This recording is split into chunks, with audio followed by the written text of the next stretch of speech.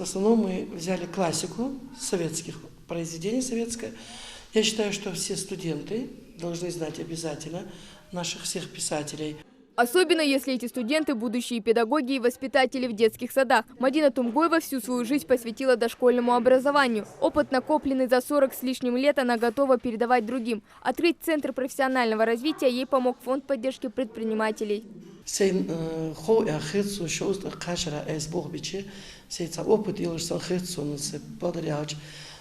основой чуае тахна уз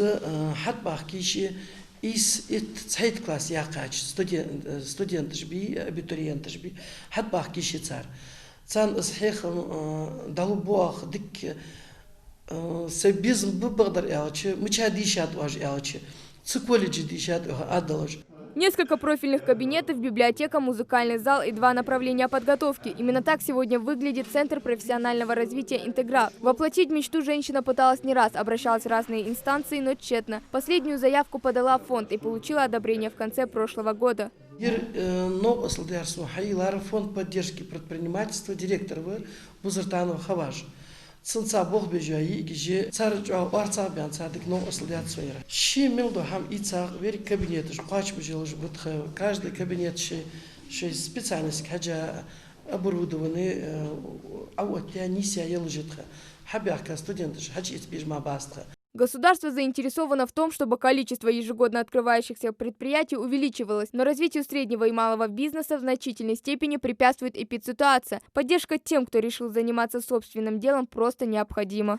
Данный проект предусматривает оказание таких видов услуг, как подготовка воспитателей дошкольных общеобразовательных учреждений и подготовка преподавателей начальных классов.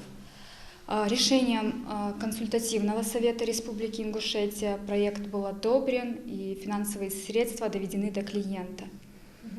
Хочу отметить, что с экономической точки зрения проект будет способствовать созданию новых рабочих мест, ну и, конечно, поступлению в бюджет Республики Ингушетия налогов и других отчислений.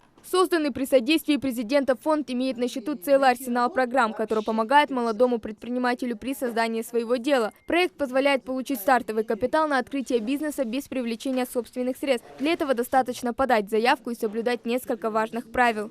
Клиент должен быть зарегистрирован в качестве индивидуального предпринимателя или юрлица на территории Республики Ингушетия. А также обязательный критерий – это нахождение в едином реестре субъектов малого и среднего предпринимательства. Приходит к нам фонд, мы даем перечень, даем консультацию и ждем заявку.